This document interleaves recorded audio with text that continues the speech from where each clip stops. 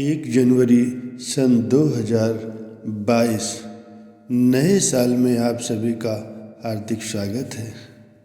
नए साल की आप सभी को ढेर सारी हार्दिक शुभकामनाएं। नया साल आप सभी के लिए ढेर सारी खुशियां लेकर के आए। नए साल को सुंदर और बेहतर बनाने के लिए आप सभी लोगों ने अपने मन में विचार कर रखा होगा। हर कोई नए साल का स्वागत करने के लिए बेसब्री से तैयार है।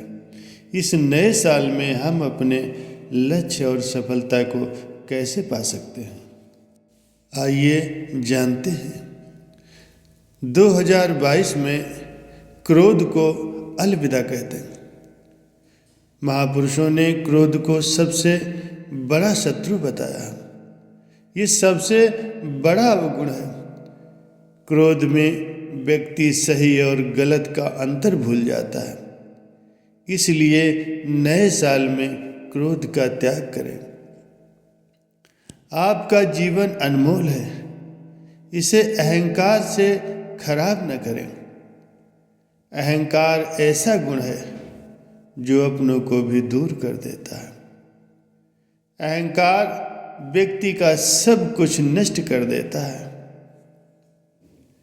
इसलिए नए साल में अहंकार का त्याग करें। लंकापति रावण का सर्वनाश भी अहंकार के ही कारण हुआ था।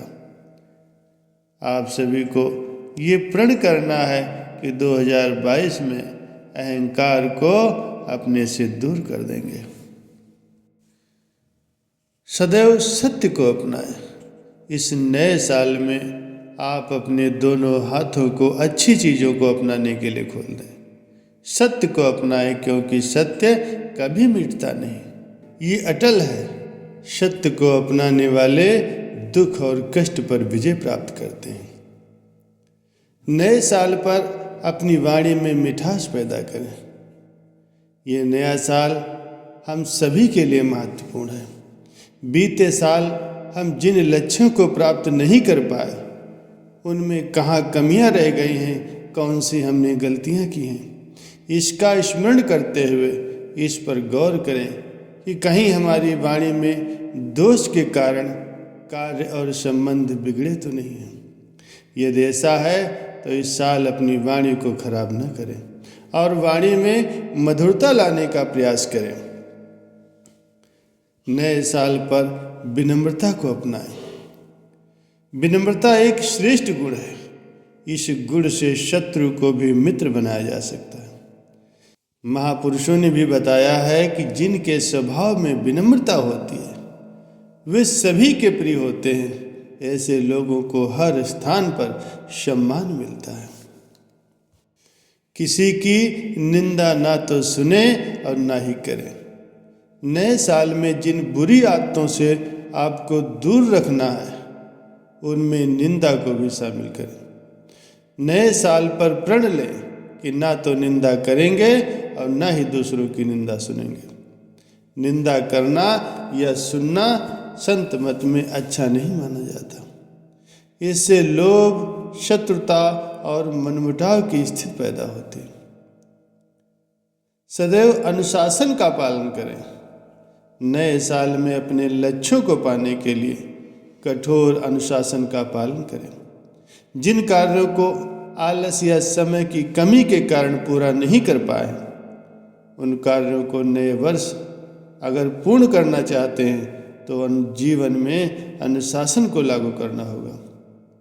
अनुशासन से समय के महत्व का पता चलता है। अनुशासन जीवन को बेहतर बनाता है।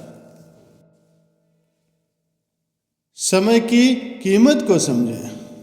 नए साल में अगर समय का और सफलता का आनंद लेना चाहते हैं तो समय प्रबंधन की कला को सीखें।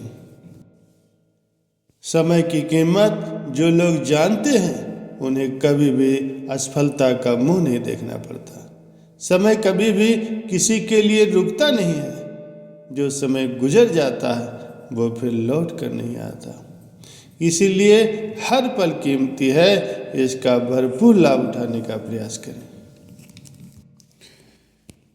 और हाँ, सबसे ज़्यादा जरूरी चीज़ महापुरुषों के द्वारा बताया है कि नियमों की पालना करना और ज़्यादा से ज़्यादा भजन सिमरन करना नए साल पर हम सबका संकल्प होना चाहिए। दुनिया में जितने भी संत महापुरुष हुए सभी का मानना है कि वो कुल मालिक परम पिता परमात्मा वो ईश्वर एक ही है, पूरी दुनिया में उसी का वास है। जितने भी संत महापुरुष हुए सभी ने इस बात को बड़ी गंभीरता से लिया है कि परमात्मा एक है, जर्रे जर्रे में पत्ते पत्ते में समाया हुआ। सभी महापुरुषों का यही अनुभव है कि जिस परमात्मा से हम अब मिलना चाहते हैं वो एक है। ये नहीं कि हिंदुओं का और सिखों का और ईसाइयों का और है। सभी इंसान एक ही परमात्मा के बच्चे हैं और सबका पिता एक ही है, इसलिए सभी भाई भाई हैं। सिर्फ इंसानों को ही नहीं, संसार के सभी जीवों को पैदा करने वाला वो परम पिता परमात्मा एक ही है। मुसलमान फकीर उस परमात्मा को रब्बुल आलमीन कहकर याद करते हैं कि सारे जहां का मालिक वो एक ही परमात्मा, हमेशा से वही परमात्मा चला रहा है। ऐसा नहीं कि पहले कोई और था अब कोई और है। संत फरमाते हैं तजुर्बे में एक ऐसी चीज आई है जो आदि जुगात से चली आ रही, जो कभी नाश या फना नहीं होती। वो परमात्मा एक ही है जिसके महापुरुषों ने, संत महात्माओं ने हजारों लाखों नाम अपने अपने प्यार में आकर के रख दिए। उस मालिक के अलावा जो कुछ भी हम अपनी आंखों से देख रहे हैं सबको नष्ट हो जाना है, फना हो जाना है। कोई भी चीज यहाँ स्थिर नहीं है। इसीलिए संत महापुरुष फरमाते हैं कि केवल उस एक परमात्मा का ध्यान करो, उसके नाम का जाप करो, ताकि इस मनुष्य जन्म में आने का मकसद पूरा हो सके, हमारा जन्म मरण का चक्कर छूट जाए और महापुरुषों की प्रसन्नता प्राप्त हो। नए साल की आप सभी को एक बार फिर से ढेर सारी शुभकामनाएं। महापुरुषों का आशीर्वाद आप सब पर हमेशा बना रहे। आप सदैव हंसते रहें, मुस्कुराते रहें और सच्ची खुशियों को प्राप्त करते रहें।